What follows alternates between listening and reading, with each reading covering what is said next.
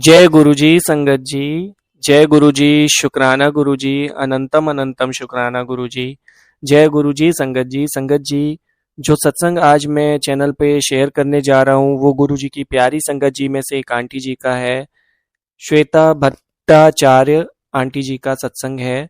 बहुत ही डिवाइन, बहुत ही प्यारा सत्संग है। एंड तक जरूर सुनिएगा। चलिए सत्संग को स्टार्ट करते। स्टार्ट करने से पहले गुरुजी का मंत्र जाप करेंगे। ओम नमः शिवाय, शिवजी सदा सहाय। ओम नमः शिवाय, गुरुजी सदा सहाय। ओम नमः शिवाय, शिवजी सदा सहाय। ओम नमः शिवाय, गुरुजी सदा सहाय। संगत जी, आंटी जी कहती हैं, मई 2014 मेरे लिए बहुत कठिन था। मैं 4 महीने के गर्भ से थी। साइटिका के कारण मैं चलने में असमर्थ थी और एक बार पहले भी गर्भपात हो चुका था। मैंने गुरुजी के बारे में अपनी भाभी, उसके परिवार वालों और अपनी माता से सुना। यह सब सत्संग में जाना प्रारंभ हो गए थे।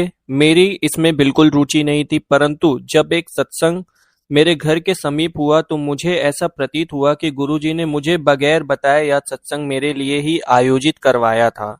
मेरे दिल से एक आवाज आई कि मुझे इस सत्संग में जाना चाहिए और आज वही आवाज मुझे यह सत्संग लिखने के लिए प्रेरित कर रही है। मेरी सियाटिका में तीव्र दर्द थी और सत्संग वाले दिन मुझे ठंड के कारण जुकाम भी हो गया था।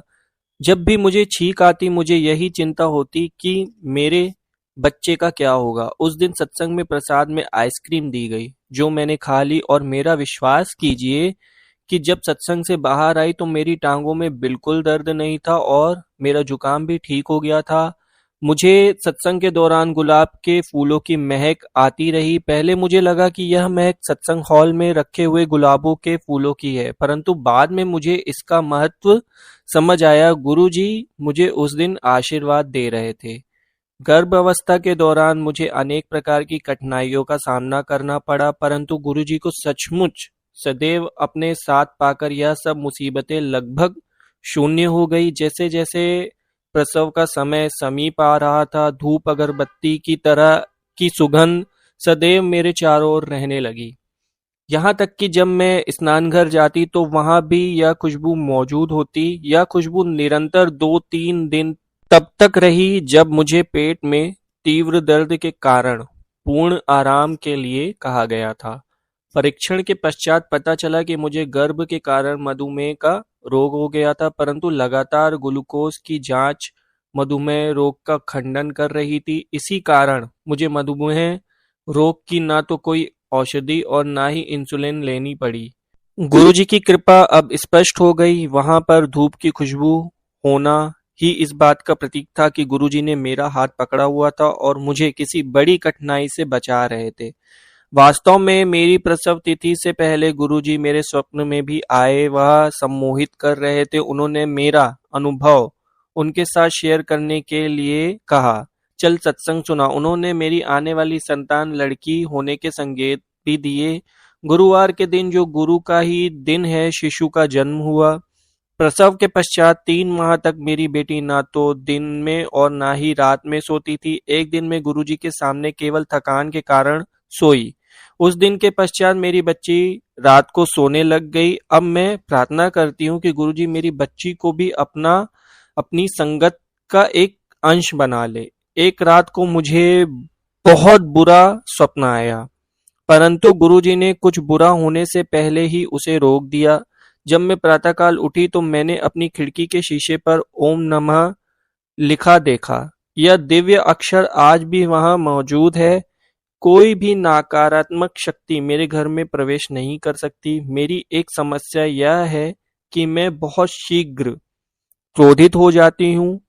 यह साधारण गुस्सा नहीं होता, यह उत्पात किस्म का होता है। हाल ही में मैंने सोशल साइट्स पर कुछ संदेश पढ़े जिनका अभिप्राय यह था कि अगर हम क्रोधित होंगे तो हमें संगत में प्रवेश से रोक दिया जाएगा। मैंने इसे गुरुजी का संदेश समझा और अपने गुस्से से भयभीत हो गई।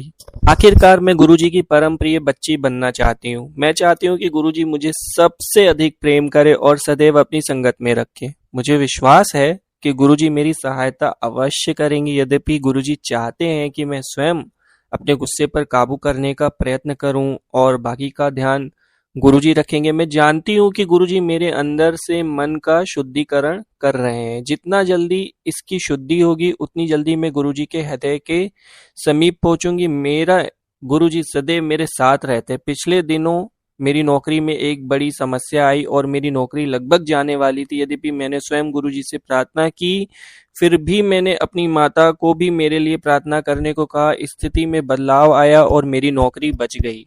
मैं अब समझ सकती हूँ कि अगर मेरी नौकरी चली भी जाती तो गुरुजी ने मेरे लिए कुछ इससे अच्छा ही सोचा रखा होगा। पिछले दिनों मुझे स्वप्न आया कि मैं टैक्सी में जा रही हूँ और ड्राइवर मेरे साथ दुर्व्यवहार करने लगा।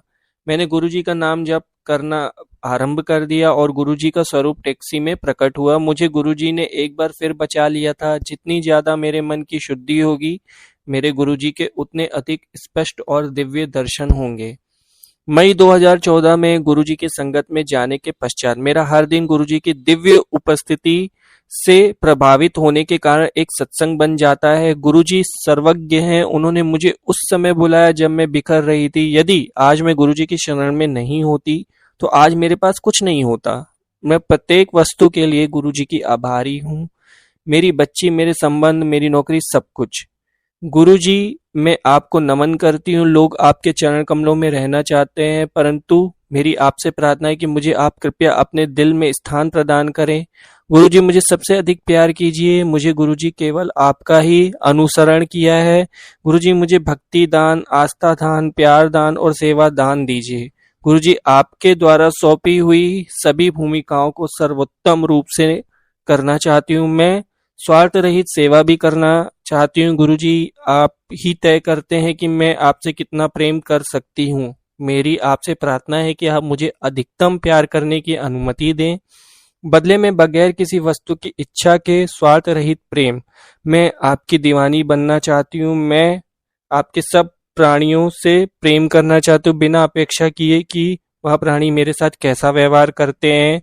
मैं आपके लिए रोना चाहती हूँ, हंसना चाहती हूँ, नृत्य करना चाहती हूँ, आपके प्रेम के लिए रोना चाहती हूँ। गुरु जी की महिमा के बारे में लिखना असंभव है। मैं सब भक्तों से केवल इतना बताना चाहती हूँ कि गुरु जी कितने सुंदर हैं और उनकी महिमा और कृपा कितनी अविश्वसनीय है।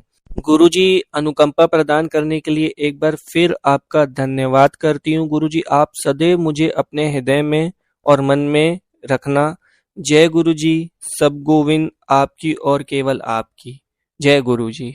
बहुत ही प्यारा, बहुत ही प्रेरणादायक सत्संग था। आंटी जी, आपका बहुत बहुत शुक्रिया कि यह सत्संग आपने गुरु जी की प्यारी संगत जी के साथ शेयर किया। बहुत बहुत शुक्रिया। और अगर मुझसे आपका सत्संग कहने में कोई भी गलती हो गई हो तो प्लीज़ मुझे माफ़ कर दीजिएगा। संगत जी, अगर आप भी ऐसे ही अपने सत्संग को शेयर करना चाहते हो तो डिस्क्रिप्शन में मेल आईडी है, वहाँ आप मुझे भेज सकते हैं। मैं उसे अपने चैनल के माध्यम से संगत के साथ जरूर शेयर करूँगा। गुरु जी की कृपा आप सब पर बनी रहे, ऐसे ही वो आप सब पर अपना आशीर्वाद बनाए रखे, मैं गुरु जी से प्रार्थना करता हूँ।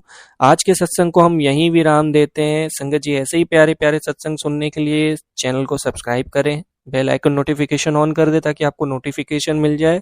और संगत जी के साथ सत्संग को ज़्यादा से ज़्यादा शेयर करें, क्योंकि कई बार गुरुजी अपने भक्तों को सत्संग के माध्यम से उनके सवालों के जवाब देते हैं, उनकी परेशानियों के हल भी दे देते हैं। तो जितना ज़्यादा आप शेयर करोगे उतना लोगों की हेल्प हो सकेगी।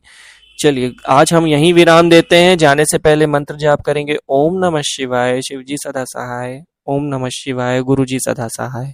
ओम नमः शिवाय, शिव जी सदा सहाय। ओम नमः शिवाय, गुरु जी सदा सहाय।